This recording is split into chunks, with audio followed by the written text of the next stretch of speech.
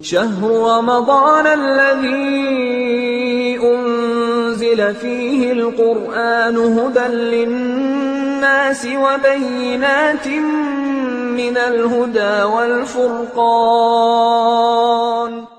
13ویں ماہ مبارک رمضان، جس میں بندہ خدا کے حضور میں بیٹھ کر سر تسلیم خم کر کے چند چیزوں کا مطالبہ کر رہا ہے۔ پہلی چیز، خدایا مجھے دنس اور اقذار سے پاک کر دے۔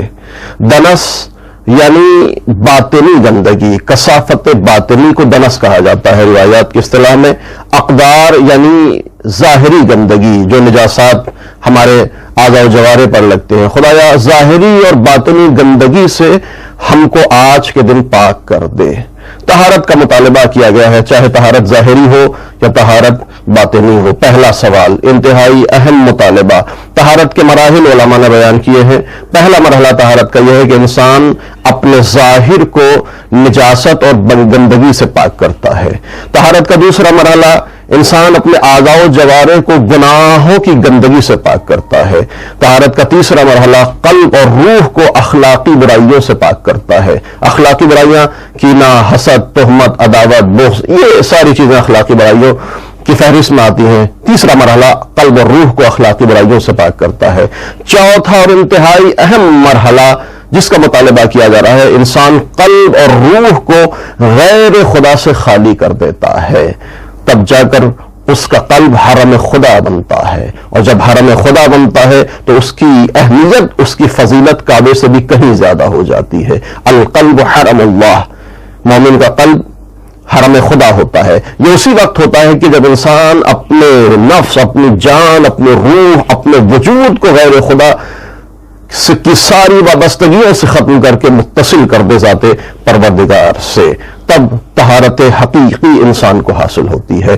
پہلے جملے میں اسی طہارت کا مطالبہ کیا جا رہا ہے۔ دوسرا جملہ، وَصَبِّرْنِي فِيهِ كَائِنَاتُ الْأَقْدَارِ، پالنے والے اس دنیا میں میرے لیے جو کچھ تو نے معین کیا ہے اس پر صبر کرنے کی توفیق عطا فرما۔ انتہائی اہم جملہ ہے ماہ مبارک رمضان میں۔ عام طور سے ہم اپنی زندگی میں مقایسہ کرتے ہیں، دوسروں سے کمپیریزن کرتے ہیں، اور جب کمپیریزن کرتے ہیں تو پھر ہم کائنات اقدار پر صبر نہیں کر پاتے۔